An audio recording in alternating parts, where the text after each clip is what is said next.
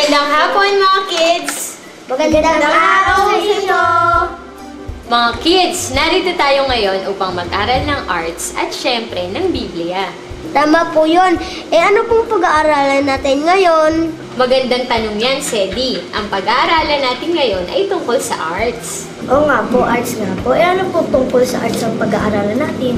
Yun nga mismong tungkol sa arts. Alam ko na alam ninyo na malawak ang ibig sabihin ng arts. Kaya maganda pag-aralan natin ito para malaman natin kung ano ba talaga ang ibig sabihin ng arts at ang mga nakapaloob dito. Opo, malawak nga po ang arts. Kaya magandang pag-aralan natin ito. Ngayong, simula ng buwan ng Enero. Tama, Bridget. At dahil buwan ng Enero ngayon ay International Quality of Life Month. Kaya pag-aaralan natin ngayon ang arts bilang parte ng ating buhay at lalo na sa inyo mga kids. Mukhang maganda po yan Opo, mukhang interesting. At siyak madami po tayong matututunan ngayon. Oo, sigurado yon. Kaya mga kids, samahan nyo kami sa 30 minutong pag-aaral. At iba't ibang klase ng arts at karunungan na nasa Biblia. Kaya tutok lang sa programa nag-aati sa atin ng karunungan at saya. Dito lang yan sa nag-iisang Bible-based educational show on TV ang KNC Show!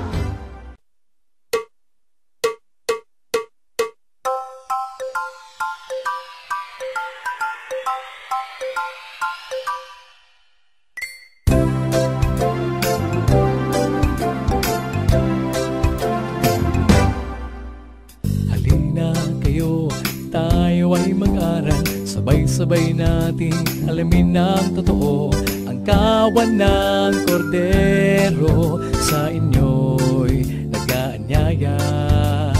Lahat musika, ihandog sa Diyos ng masaya pagkat sa piling niya tayo'y may pag-asa. Walang hanggang ligaya, tayo na magsama-sama.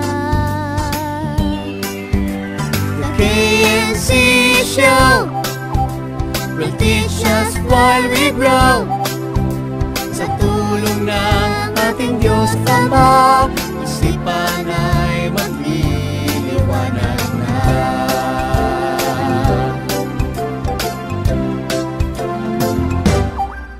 Mapalad nga naman ang bumabasa, katwiran ng Ama ay nauunawa. Kaya't buksan ang Biblia, tayo na't magsalo-salo. The KNC Show will teach us while we grow. Sa tulong ng ating Diyos Ama, isipan ay magliliwanag na. Sa turo ng ating Ama, ang siyang dapat lakaran. The KNC Show will teach us while we grow. Sa tulong ng ating Diyos Ama, isipan ay magliliwanag na. The KNC Show will teach us while we grow. Sa tulong ng ating Diyos Ama, isipan ay magliliwanag na.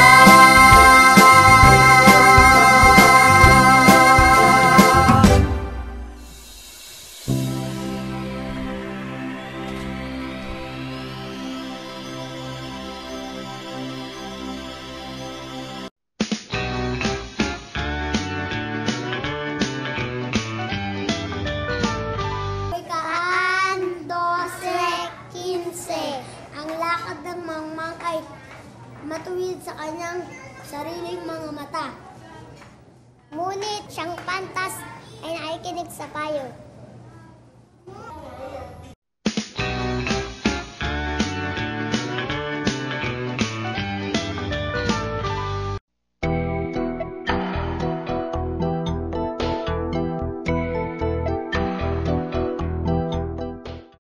Ano ang ibinigay ng Diyos kay Solomon na kanyang hiniling? A. Kayamanan.